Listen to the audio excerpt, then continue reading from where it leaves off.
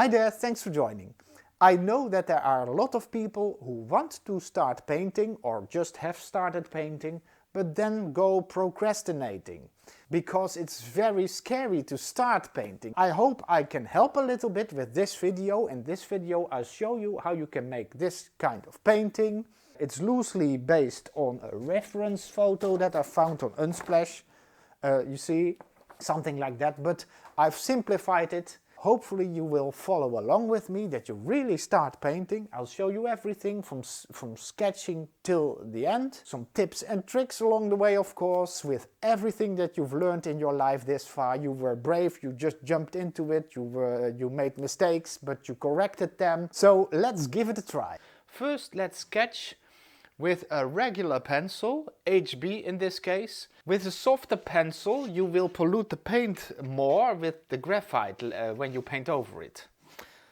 So this is kind of a hill, a green hill, and maybe I'd like to draw a path on it. So a path like this and this with some corners, maybe going like this, and here it goes out of the picture. So here it is smallest, here it gets slightly wider, here again it gets very wider, and it goes like this. It's just to give the image a little bit of depth. So, like that.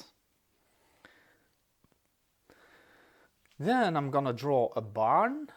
So I start with some rough outlines, so a line like this and a line like this maybe. So this is the front, and now I'm gonna draw a slanted roof. So I do a line like this, a little bit like that, and a line at the other side as well. This height, this point, I can sort of copy to the other side by drawing a straight line like this. So here I have a new landmark and I can draw a line like this. So this is sketching phase, so you can do whatever you like.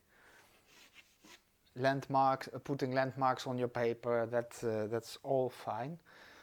Maybe it's fun to do the roof a little bit more steep from this point on, so I drop a point here and a point here, and from there I'll draw the line more upright like this, you see. So there we go, and I do that on the other side as well, like that. Maybe that's fun.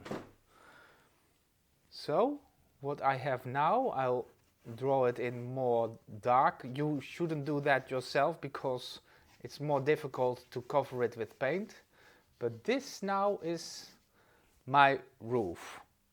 Now I draw a little line like this, a little bit like this, because the slanted roof will stick out a little bit at the side of the building. So there we go, so like this, and then I drop this line over there, you see. So this will become a shadow part later on. Here we're looking at the front of the building, of the barn, but now I want to make the side of the barn, and then I drop in a line, and I don't do it completely horizontal. So you see, this would be horizontal, but I drop it in a little bit downwards, this line, and slightly downwards. It is a straight line, but it goes a little bit downwards. That's due to perspective rules. I will make some videos about that as well shortly. And now this line I'm gonna copy over here as well. So you see, this is kind of the same line as this. And now I'm gonna draw a help line here as well. And this one I do quite horizontal because it's at our eye level, so to speak. So you see that point that we dropped in here from the starting point where the roof gets less steep, that's here. I drop that in here as well, so here I have a landmark. From here my roof has to go a little bit like this.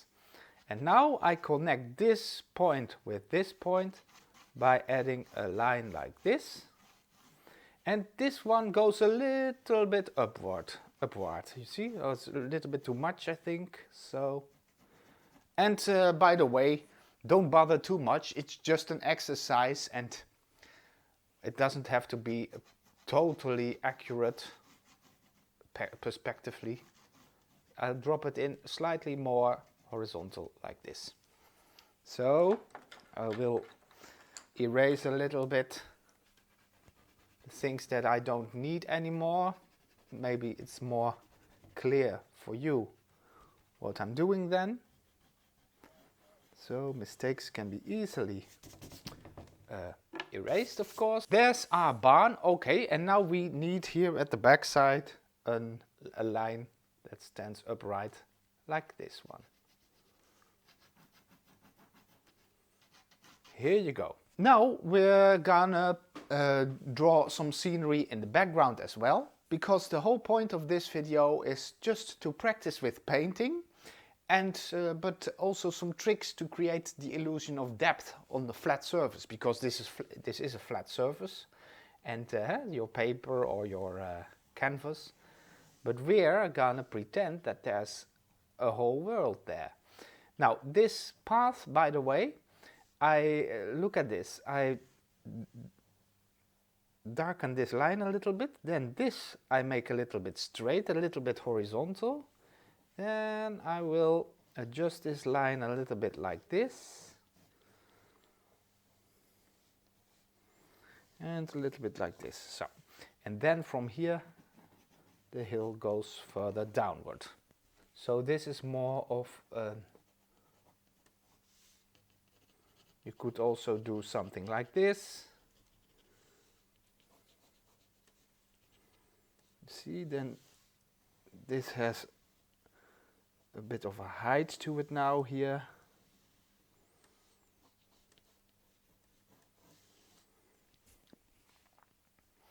And then we can do that here as well, as it bends around the corner. But here it's a little bit higher because it's closer to us. So that gives a little bit a sense of depth. And again, I will make this line a little bit darker as well. Now I'm gonna draw in some background stuff. So first let me do a hill that goes like this, a sort of mountainy hill. And just do whatever you like, but I do it around this point at the roof, because if I would do it here at the top of the roof, then that wouldn't be a great composition. I will show you. So if I drop that line here with that mountain, then this is too accidental here with that top of the roof. That would be a shame. So you get more depth in your painting if you let an object overlap another object. In this case, this hill over here. So this hill, in reality, of course, it goes on behind this barn, maybe something like this, but we don't see that. But because this is in front of that, we get overlap, we call that, we get a sense of depth. And especially later on when we work with colors. Now I'm gonna add in some mountains even further away. So I just, I do something like this. And maybe something like this. And then a little bit like this. And you see these mountains, I make sure that they stick out above the rooftop, because again, I don't want to do accidental things that accidentally lie exactly on at the height of the rooftop. That would be less, less nice. And then we get a clear blue sky on top of that. Oh yeah, one thing I also wanted to add was, how do you call that in English? Een dakkapel. I'm gonna have to look, sorry. Een dormer. Okay, I think I've never heard of that word before. A dormer, I hope it makes sense. But I want to add a dormer on this roof. So here we go. I drop in a line that goes the same direction as this line. Then I drop an upright line here, and here the slanted roof goes a little bit more like this. So you see, I go like this line. Then I go upward here a little bit steeper like this line, so like that. Now I have this upright line. I will connect that upright line with a horizontal line. It goes slightly downwards like this. And then here, over here, I will add another standing line like this. These two I can connect now as well. So this line can go slightly downwards. This goes slightly upwards. So you see, like that. Now, this is a little bit a difficult part. We're gonna do a line a little bit upright and a line a little bit like this. It's difficult to explain. That's a perspective story. I will do perspective lessons in the future, but for now just try to copy what I do, and then I drop in this line slightly downwards this side, and from here, from this point, I drop in a line a little bit like this.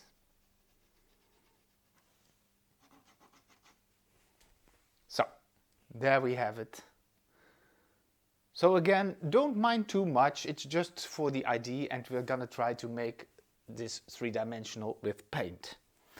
And then of course here we have the sky, and we will keep the sky a little bit simple. Now, first I try to put a link in the description to the sketch so that you can look at my sketch if you want. But also you're free to adjust things yourself, of course. But now we're heading over to the painting phase. And usually it's easiest to start with the background, and in this case that's first the sky, then the mountains, then the barn maybe, and then the foreground. And why is that? That is because with acrylics you can layer, you can paint on top of previous layers. So if I paint the sky first, I can go over the mountains a little bit with my sky, and later when I want to paint in the mountains, I can paint these mountains on top of my sky. And the sky color then will be coherent. That you don't, because the other thing you could do is paint the mountains first and then try with the sky to go around the edges of the mountains very precisely. But as you may know, maybe you've tried that before, then at some spots you get that you don't touch the mountain, and then you see those white canvas or paper shining through.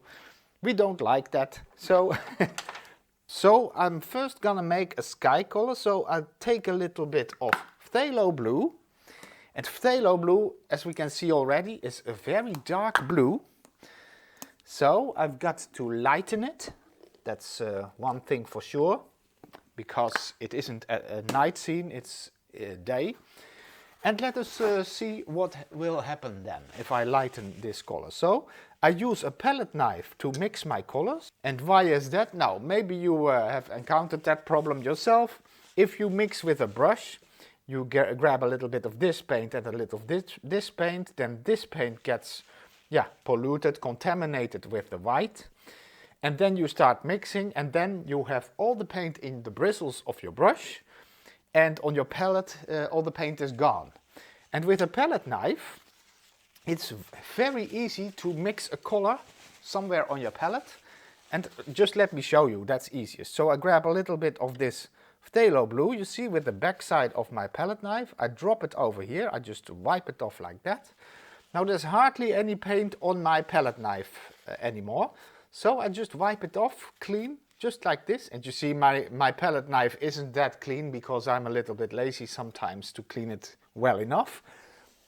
But now my palette knife is clean, and I can grab a little bit of titanium white without contaminating this white. And I can grab quite an amount of white, you see.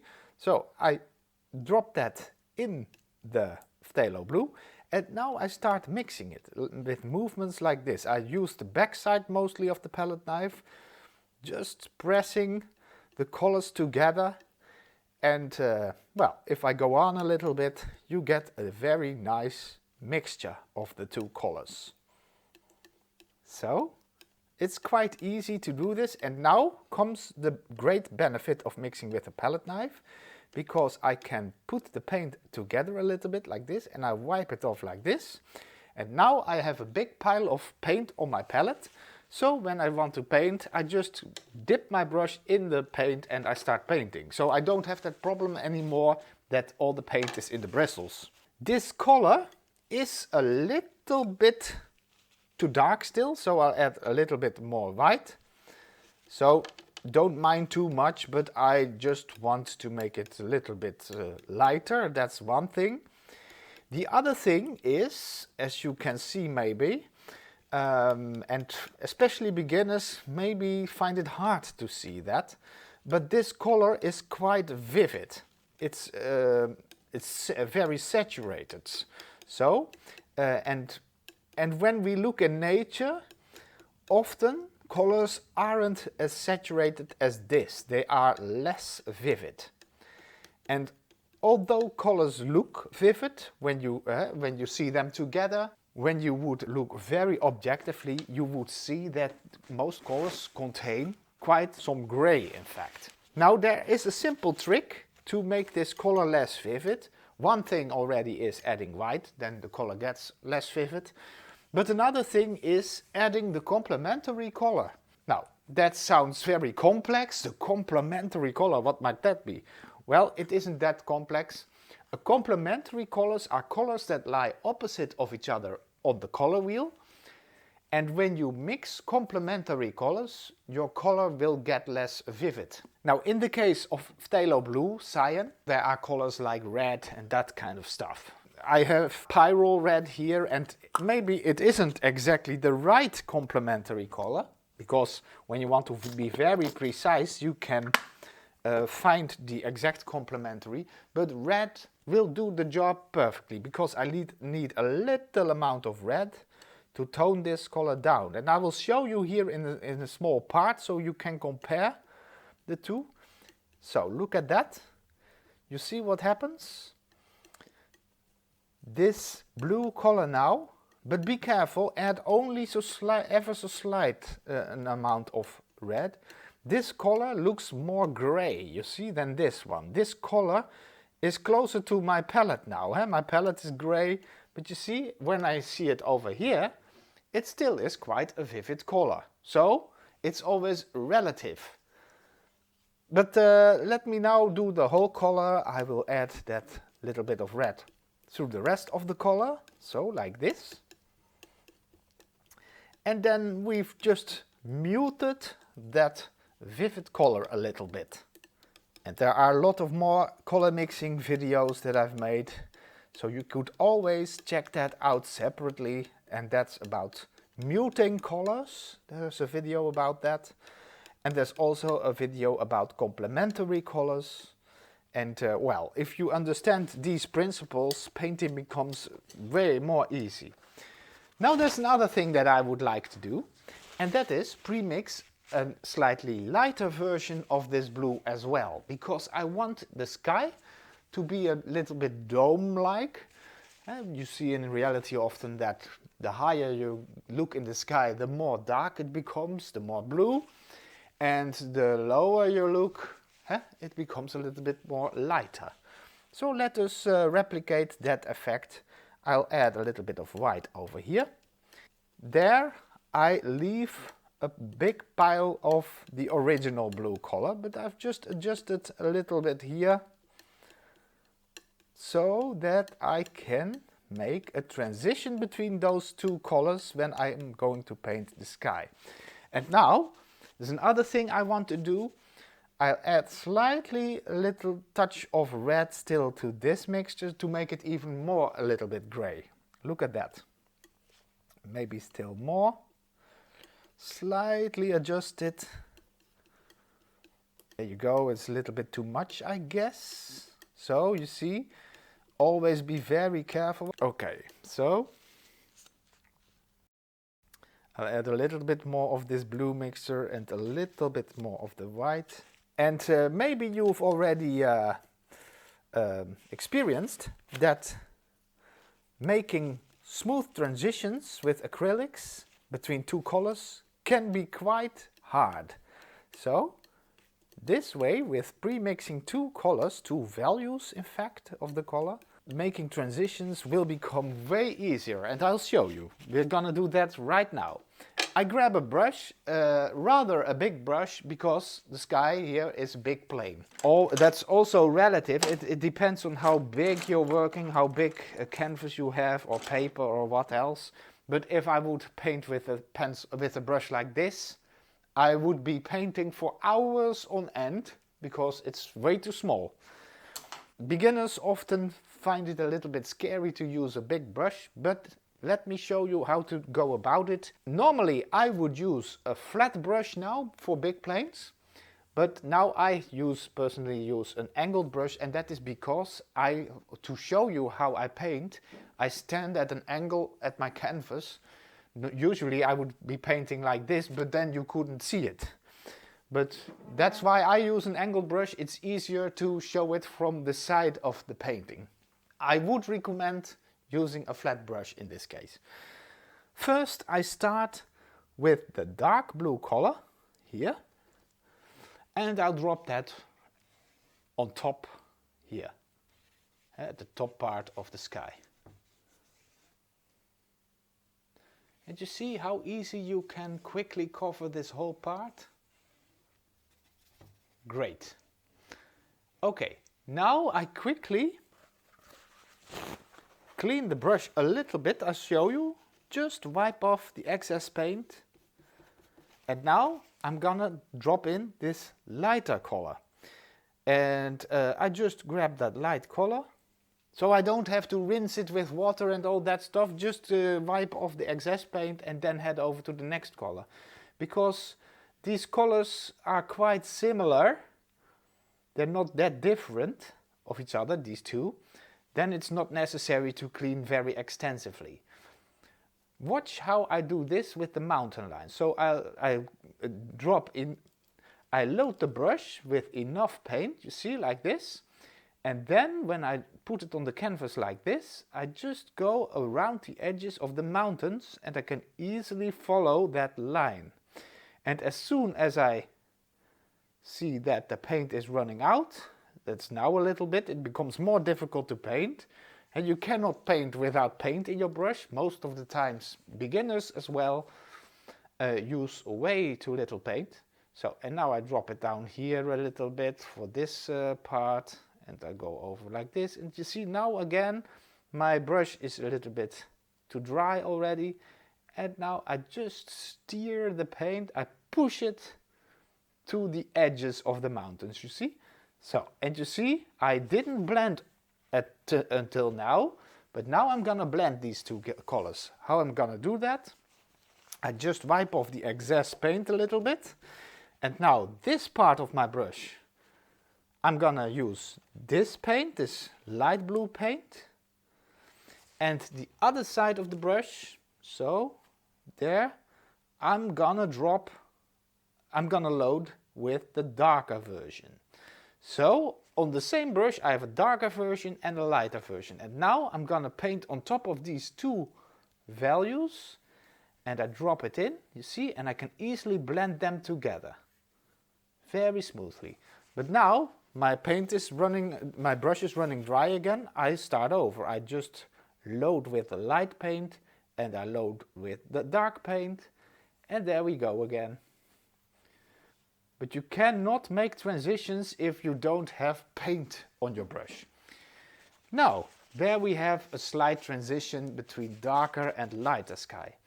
Now I can adjust this as well, because now here's quite a sudden transition. I don't like it that much. What I do now is I grab a little bit of that dark blue and I mix that with the lighter blue, so that I get a value in between these two values. So in between the lighter and the darker. And that value I'm gonna mix in between here. See, so I can easily mix it still. And now it's getting a little bit darker because we are getting more upward. So like this, there we go. I guess that's slightly better. But don't spend too much time on that sky, because the sky doesn't play a big part in our painting. Now I'm gonna clean my brush more precisely, because we are gonna pre-mix another color for the mountains, and that takes some time, and in the meanwhile I don't want to let the paint dry in my brush, because then the bristles get damaged. So I'll show you shortly this time how you can clean your brush when you want to do it extensively. So first wipe off the excess paint. Now nothing comes off, but there's still paint in my brush. I just dip it into the water so it becomes wet again, and then I can wipe off more paint. And this process, I wet it again. I repeat a few times until hardly anything comes off anymore from the bristles. So we're nearing that a little bit, but you see, you can use the paper towel to clean your brush. And these paper towels, I throw them in a special bin, you see, full, I can show on that camera, but it's completely full with only paper towels. Because these paper towels, when dry, I can use them again, because acrylics dry insoluble. So next day you can use these towels again. Now I'm gonna use more force. I'm gonna wipe a little bit by using this. And the last bit I'm gonna rinse in the water. Here I make extra loud noises so you can hear. Now I'm gonna pre-mix some colors for the mountains. I'm gonna use this mixture that's here, or the mixtures of the sky. I just grab them together, scrape them together. I can use this as well, because the base of the color of the mountains, the shadow parts, will be blue. So there you go, but I'm gonna make more. So I'll add more phthalo blue here. And I'm gonna add white again. I'm gonna make a blue color that's almost the same color as the dark part of the sky. So I'll show you shortly why I do that. So you see, it's almost the same color as that, could be a little bit darker. So I add more phthalo blue. Phthalo blue is a very dark color. You can easily darken your color with it.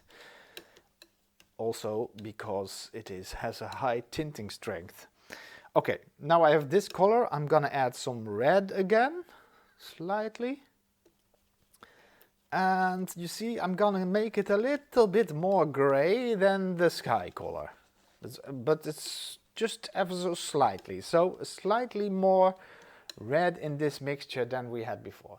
Now you see, this is a little bit the same darkness as the sky, and it's a little bit more gray. And yeah, that's what I like for the darkest parts in the shadows of the mountain and the rocky parts maybe. So I'll keep that color there, and I split it. So here I have a pile of that darker version. Here I want a pile of the slightly lighter version, because the snowy parts in the shadows will be slightly lighter.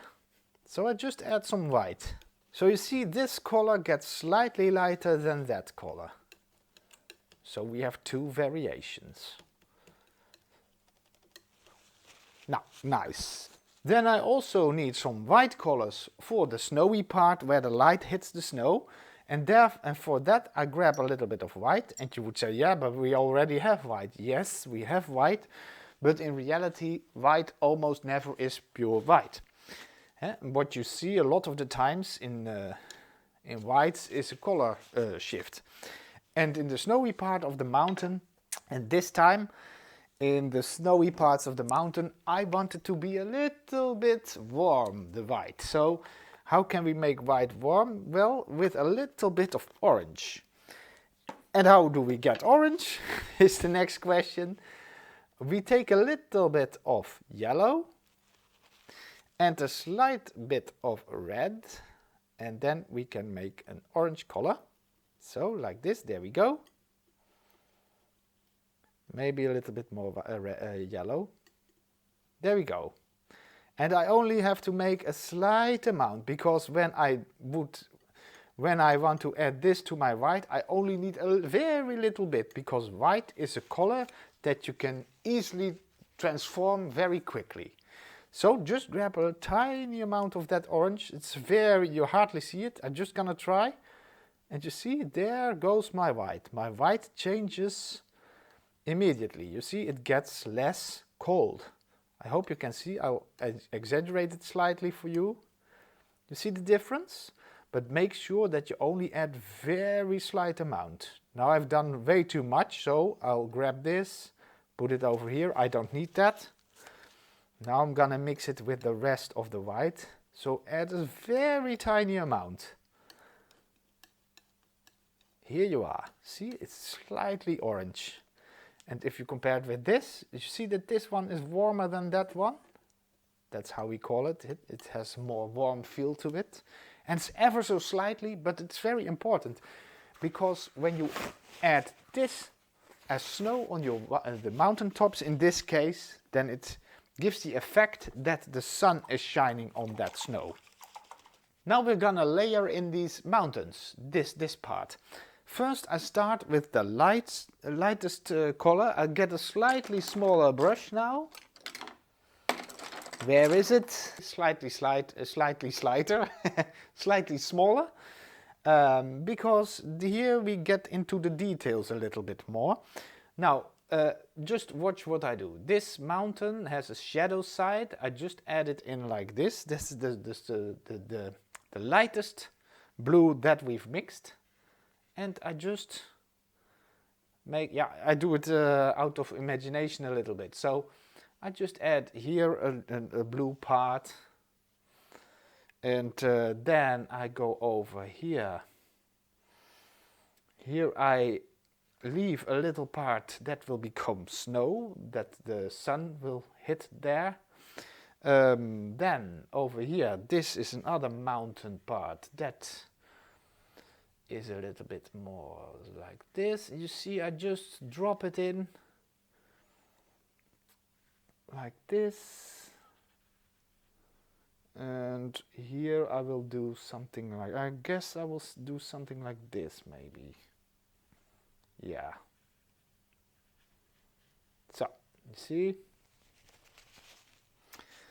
And never worry, because I hear you thinking, well, you can hardly see the mountain sticking out in front of the sky. That's great. That will come in a later stage.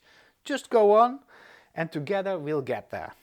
Yeah, that's one of the things you need to learn, or that is fun to learn with painting, and especially with acrylics. You can easily build your painting and you don't have to worry about mistakes or that something is not going the way you want to, because you can easily adjust things, because you can work in layers very quickly. So, and that's something we all need to learn. We just need to try, just drop ourselves in it, just start and dare to begin. Like this. You see?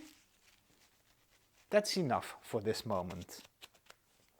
Now I want this to be dry before I start adding details, because I want to drop in some darker colors for some rocky parts. But when I paint, would I paint over it now? It is still wet. That would become a mess. But if I leave it to dry, then we can paint on top of this layer. So I want to do that shortly. So for now, let's focus on another part of the painting. I just want to make another mountain here, that we did here. And I want to make that quite dark. So I take a little bit of that phthalo blue again. And while we are mixing, this will dry. So that's the way I approach it. Here we go. Phthalo blue. And it is quite a big plane, of course. So let us see if I've got enough of the phthalo blue. By the way, that's something you learn when you paint. Often beginners are afraid to use too much paint, so they run out of paint all the time. Painting becomes less easy because you're bound to make more mistakes when you want to remix the same color. That's difficult with acrylics. Well, this color I leave a little bit more to the dark side. Sounds a little bit like Star Wars again. You see? So more phthalo blue relative to the titanium white. Now I'm gonna add some pyrrole red again to dull this color down slightly. You see? It gets lekker. Lekker is Dutch words, I'm sorry. It gets a lovely kind of grayish blue, and I want to add even more because still it's a little bit too much to the blue side. Oh, that may be a bit too much. Here we go again. Nice gray kind of color. And do you remember again why that is? That is because red is a complementary color almost of cyan. Maybe I could use slightly more even. See, a nice kind of gray color. Well, now it's a little bit too dark to my taste, so I'll add a slight amount of white also. It's darker than that, and yeah, that's good. Okay, now again I grab the biggest brush that I had. Where is it? Here. And now I'm quickly gonna cover this mountain.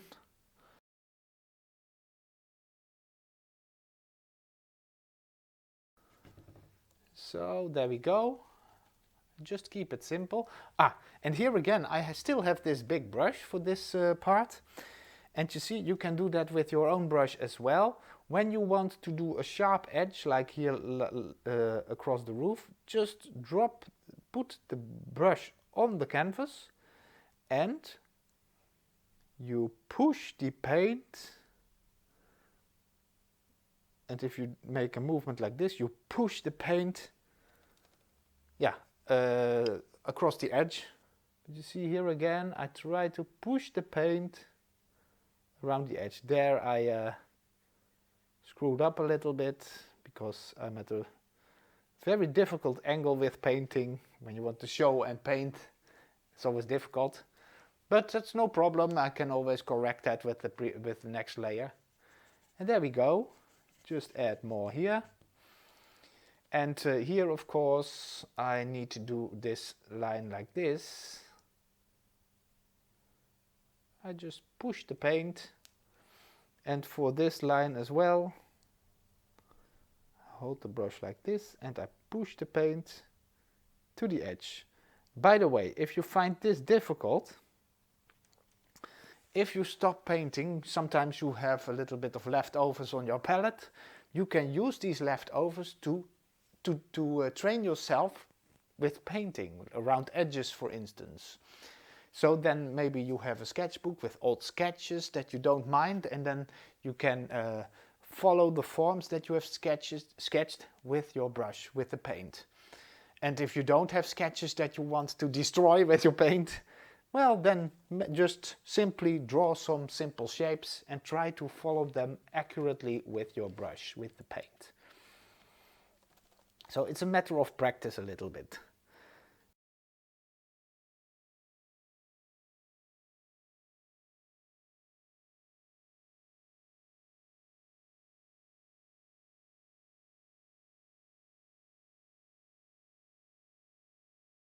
I've done this for many years, and then of course it's easy because I've got a lot of experience.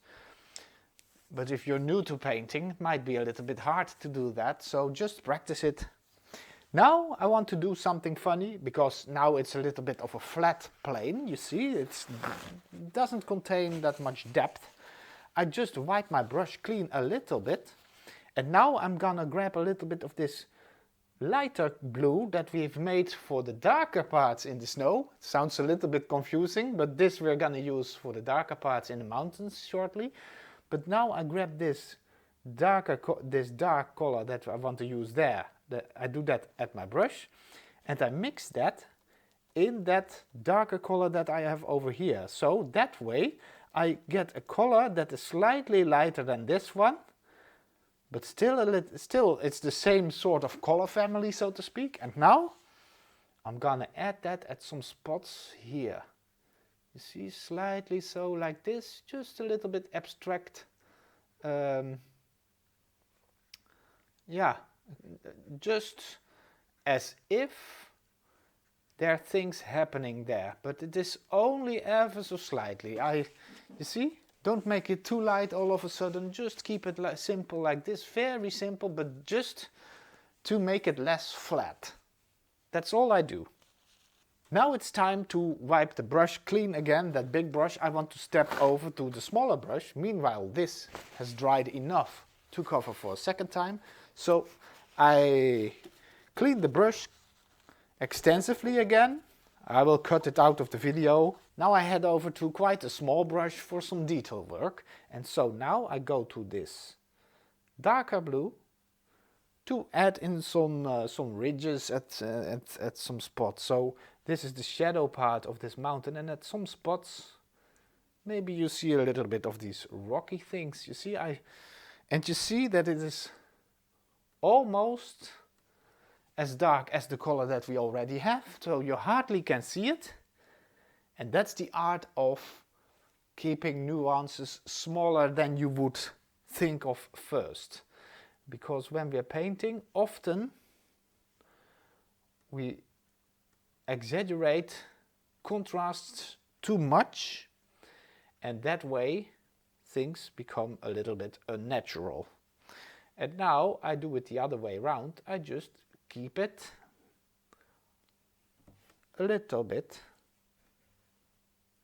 very small, the contrast. And now we're getting to this ridge. Watch what happens. This is fantastic, I think. I like this very much, because earlier on we hardly saw the difference between that mountain and the sky, but now when I paint a little bit of a rocky ridge over here and I leave some other spots, I leave open, you see, so that suggests that there is snow, and the snow is lighter than these rocky parts.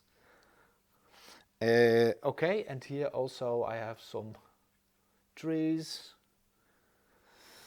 Well, and over here I have some trees. Now I'm gonna clean the brush again, and I'll cut that out of the video because it is boring, but now I've cleaned the brush thoroughly. Now I head over to the white paint. You see, the effect of snow is already starting to show, but yeah, of course it will, but this white is different than the white of my paper. So first I will drop that in at the spots where it's needed. And of course it looks a little bit flat, so maybe I want to make some variations later on, but first let us drop in this slightly warm white color. There we go. And I hope you see the difference between that more orangey color that I do now and the white of the paper that was already there. It is a very small difference, but still it is there. So just like this a little bit, and here, and here as well. You can do that a little bit detailed. So now it's starting to look a little bit detailed. That's funny, isn't it? Because when you think of it, there isn't that much that we do. It's very simple to suggest details. Now at some spots I want to make the snow a little bit go towards that blue side, so I grab a little bit of the light blue of the lighter shadows, a little bit, and I mix that with the snow color. So you see, it gets slightly more blue. Now at some spots, like here for instance, I'm gonna drop that in between. So there you have a sort of in-between value, and here I'm gonna do that as well. This part I'd like it to be slightly bluish, I guess.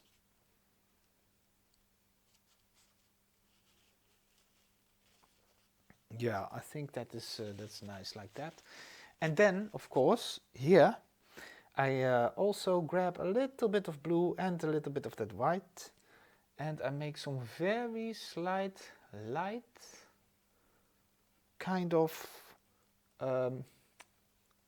shadow parts. And I add a little bit of red as well, a slight amount of red. So there we go.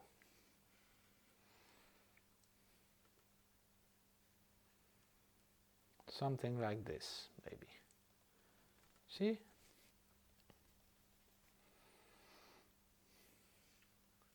Here I do that as well, so it looks a little bit more detailed at some spots. As though there are rocks or something, so I'll grab a little bit of red and I'll mix that through that lighter color. And then at some spots I drop in some lines like this, very simple. And these lines, you see, because they are so small, they give the illusion of detail. But in reality, I'm not doing that much. I'm just adding some slight color differences. And I guess that's enough of that. Oh yeah, there's one more thing that we could do to make this, this is rocky part that turns towards the light side.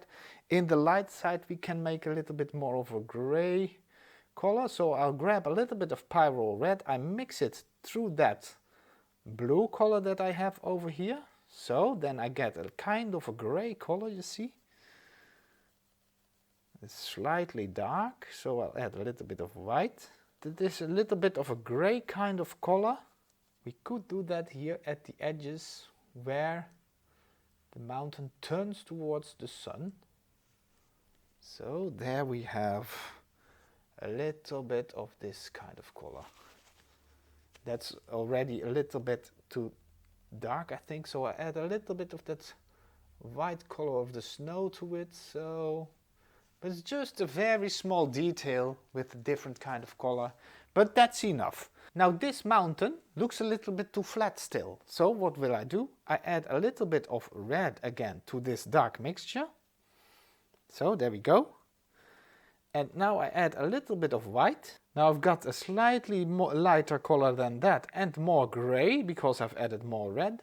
And now I'll add on top of this mountain, I'll add some of that color. And that way, and I do it with a little bit of these upright kind of strokes. And now it gives the effect as though there are trees on top of that mountain that get a little bit of light. But that's ever so slightly, this is more than enough. Now it's time for some new colors, so I get rid of the colors that I don't need anymore. And sometimes, yeah, you can think, oh, it's a waste, you're throwing away colors. Yes, of course. But on the other hand, because of the pre-mixing and because I had enough color on my palette, I was able to do this layer in at one time. If I wouldn't have had enough paint on my palette, it would have been way more of a struggle to paint this first layer. I'm gonna grab some ultramarine blue now and some burnt umber. So there is ultramarine blue, and you see it looks similar in dark form to phthalo blue. But it's a different kind of blue. This is more of a purple blue. This is more of a neutral kind of blue. And here I have burnt umber. That's a dark brown color. And with these two, I'm gonna make a very dark color. So I'll grab a little bit of ultramarine and a little bit of burnt umber. Mix them together and then I get a very, very dark color, you see. But I will let it shift slightly to the brown side, because of course when I mix ultramarine blue and burnt umber I can choose to which side it has to lean, more towards brown or more towards blue. Now, in this case, I keep it a little bit to the brown side. So there we go. That's the color mixture that I'm gonna use for the roof. First, I grab a small brush and I'm gonna do the darkest shadow part here. Here I drop in a dark line up till there. For straight lines, just put your brush perpendicular to the canvas and just draw the line with enough paint just from your arm. So, like this. And that's another thing you can practice with paint that you've left on your palette when you stop painting. You can practice drawing straight lines with the brush. It isn't that hard if you do it not with your wrist, and you get those kind of small wobbly parts. But if you do it like this from your arm, then you easily get a straight line. I'll show you here again with this slanted part here. So I go down like this. Oh yeah, and now something funny. We have that roof here, that front roof of that dormer. Hoe heette het nou ook weer? Even kijken hoor. What was it called? Yeah, dormer. Okay, dormer. Now, I'll do that with the same dark color as well. And the downside here of this line I will do with the same dark color as well. Now this, although we have drawn in that roof and all these things, I just wipe it all in with the same dark color. And you'll see shortly why that is. That is because this is all so dark in shadow that we don't see the difference between this roof and that roof. So we don't have to paint that as well.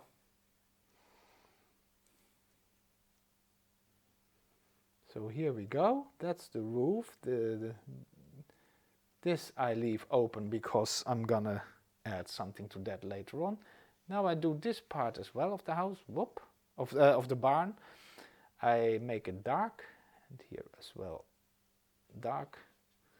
This whole shadow area, so let's paint it quite dark. And here again I'm gonna paint this line first, so that's easier to block in the big plane when I've done these lines first. There. And now first I do this, and here is the roof of the dormer. So there we go. Now I can paint. Now I can drop in all dark paint like this.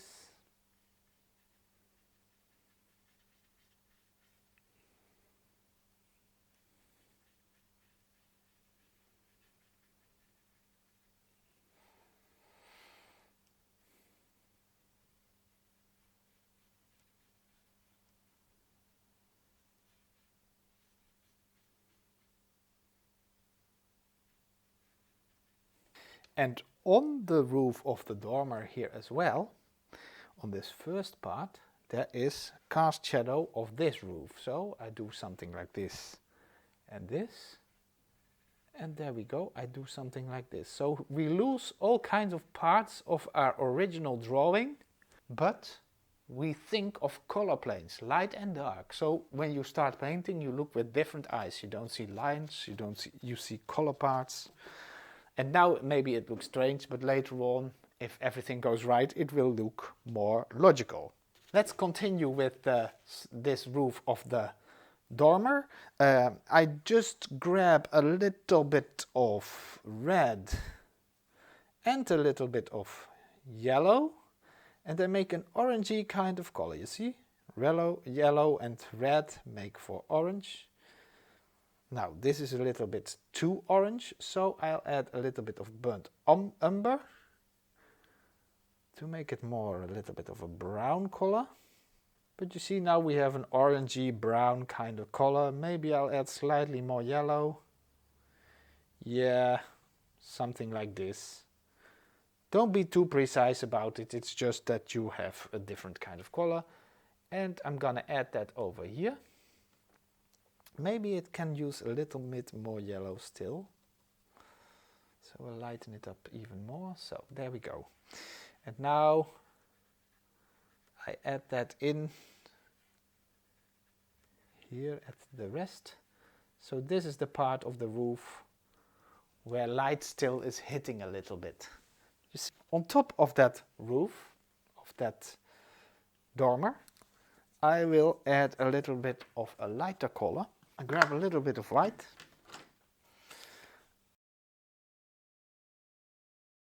And I mix that with my still dirty brush of this color, and then we get a light color that is slightly, that contains a little bit of that color as well. So now I can do the rooftop of the dormer here and here, so like this, but I stop at the point where the cast shadow of this roof falls on top of that roof.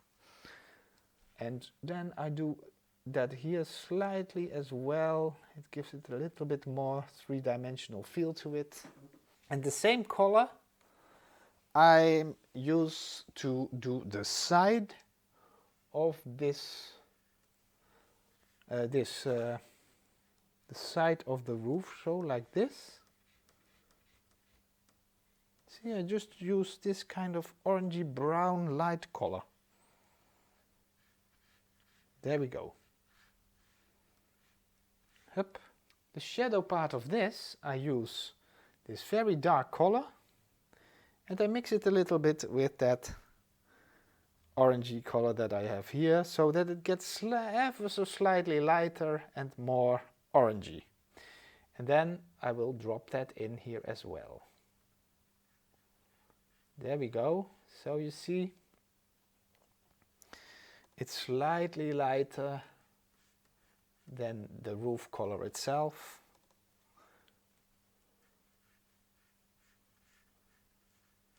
Oops. Then that same I do with, now I'm gonna mix these colors together again. And well, so this mixture slightly grayish brown color I'm gonna do on the front of the dormer and the shadow side here. So there we go.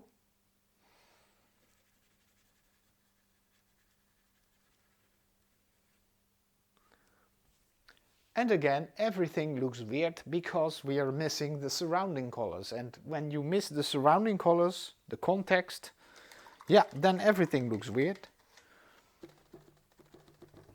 Now at this side, I grab a little bit of the dark mixture and a little bit of white to make it slightly lighter. Still more, so I get a slightly lighter gray color, you see, but it's a little bit brownish gray. I want to make it more towards blue, so I add more of the ultramarine to that mixture.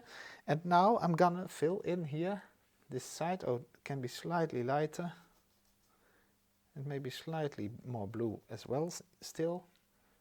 So there we go, and I make a form like this. Watch what I do. So I grab this blue part, so like this, grayish blue, and then I go down this way. And here is a small part where the light can hit here. So I leave that and we can put another color in there. I wipe my brush clean.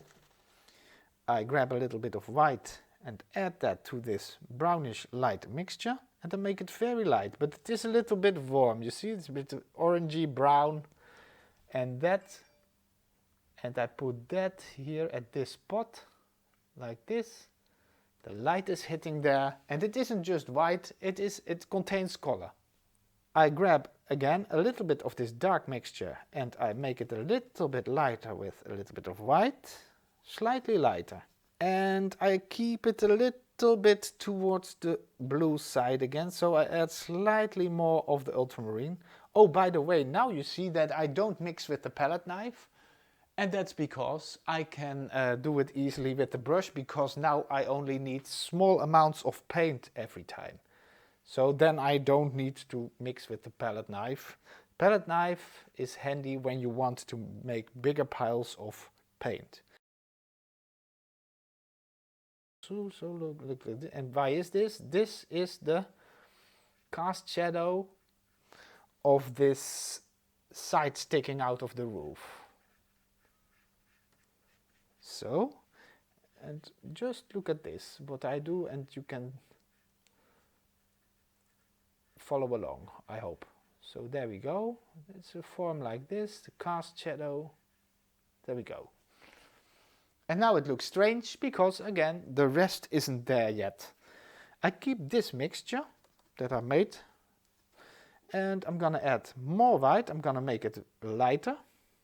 And now I want to lean it more towards the brown side, so I add more burnt umber again.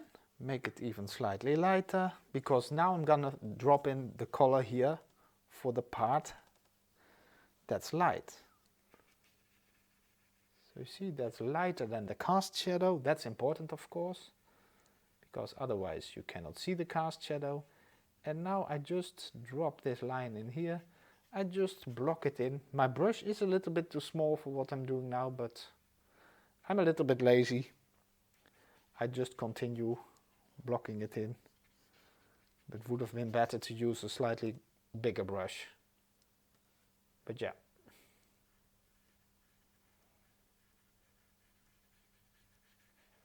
There you go.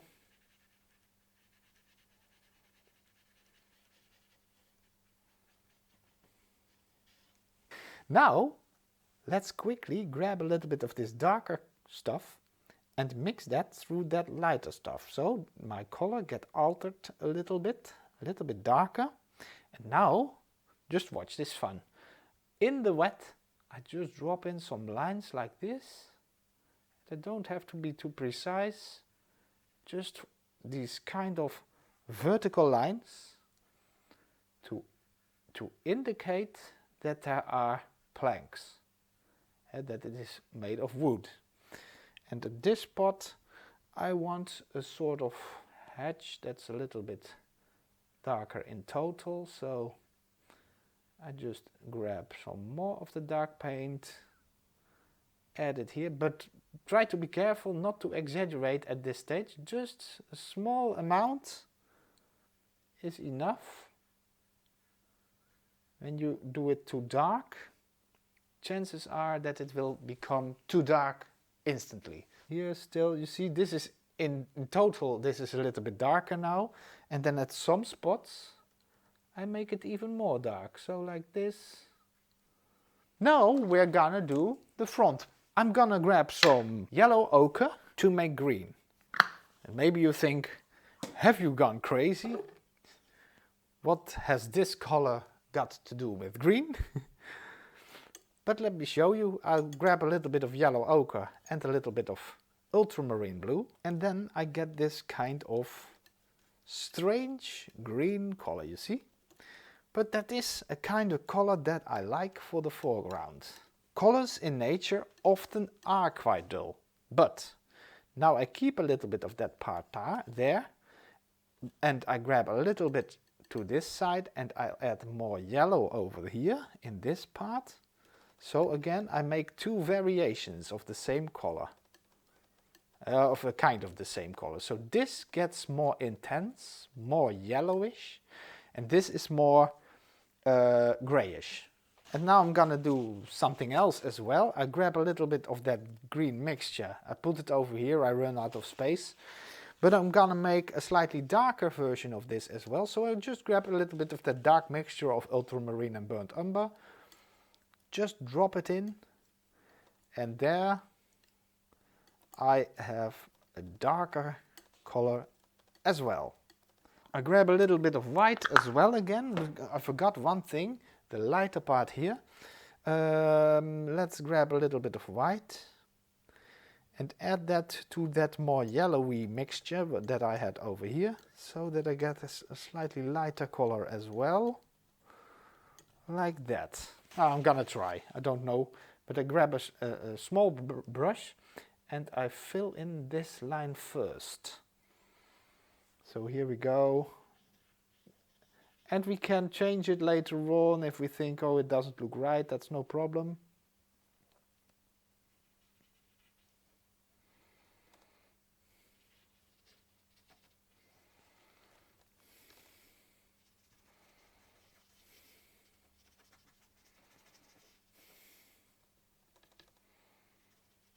Now I'm heading over to a bigger brush for the bigger planes, and I will start with this more grayish green color. And this is always, I hope, is pure magic, because now everything will start to work together, I hope.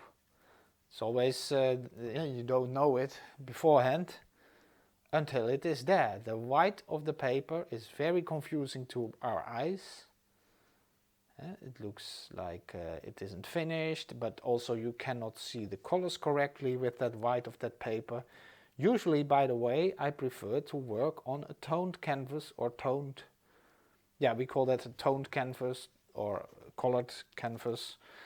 If you make the paper or the canvas a little bit of gray, for instance, then it's way easier to paint because you get less confused by the colors. The white is blinding, and everything that you put on white is way too dark immediately, or maybe it looks like that. But on gray, that's a neutral color, you can judge colors and tonal values, so how light or dark something is, way better.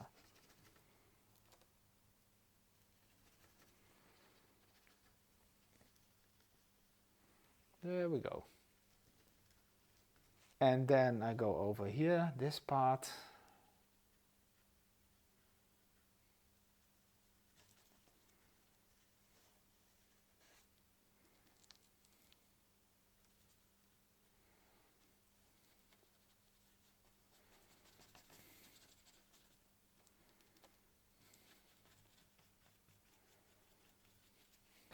Now I clean the brush slightly, so I just wipe off the excess paint. And then, but I don't clean it thoroughly, and then I grab that more yellowish color and I drop that in at some spots like this. First a little bit rough, so, and I just wipe it a little bit in the direction of the hill, so like this. Just drop it in, don't be too precise. And we can do that here as well, so there we go.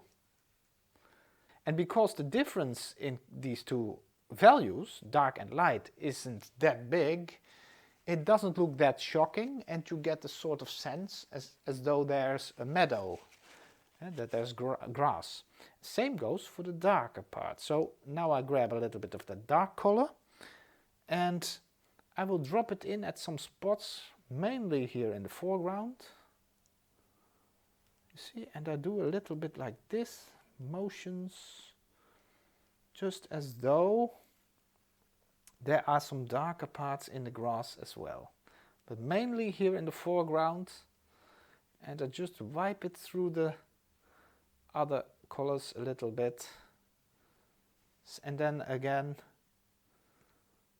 some spots I build it a little bit more. Here maybe a little bit here again as well, sort of shadow side of that path, like that. But I guess that's already enough, and what you also can do is just grab a little bit of red, put that through these mixtures so it gets a little bit more orangey, but still quite similar to what we had, and just drop that in at some spots as well. You see, it has a little bit of an effect, as though there are different kinds of grasses and stuff in that meadow.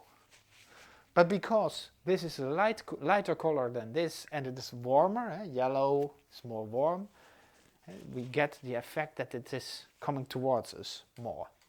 Meanwhile, this is a little bit dry, so now again I'm going to put in some of the darker grays that I meant to do earlier.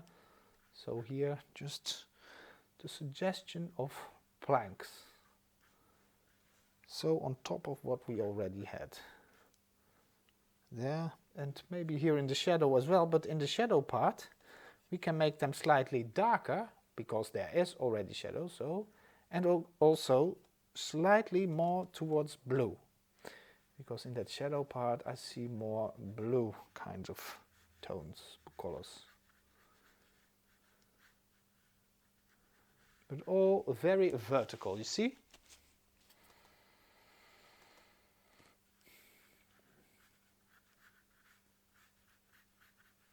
There you go. And here maybe we see a very sharp ridge. Now the only thing I still want to do is the path. What colors shall we do? Kind of a grey color, I guess. And grab some white. So I make it lighter with some white.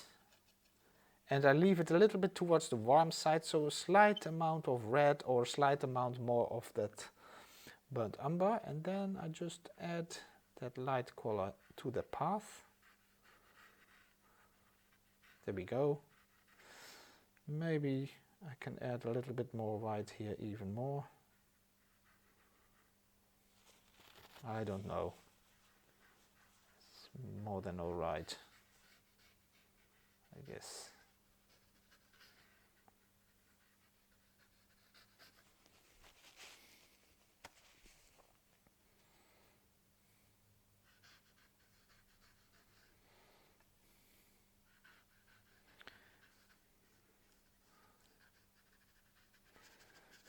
And here we're getting more towards the foreground, and I'll make it slightly darker. Well, maybe more burnt umber, make it slightly more towards the brown side. There we go. See, kind of grayish brownish color, and there we have our path.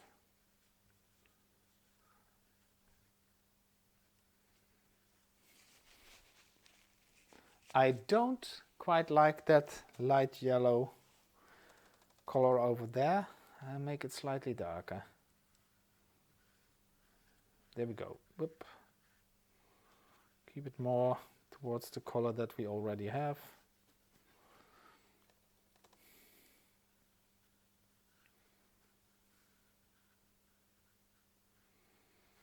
So you see, you can always change. I'm very curious, so please let me know in the comments if you've painted along with me and if it was easy to follow or maybe already way too difficult. That's feedback that I can use for future videos, of course. Well, see you next time.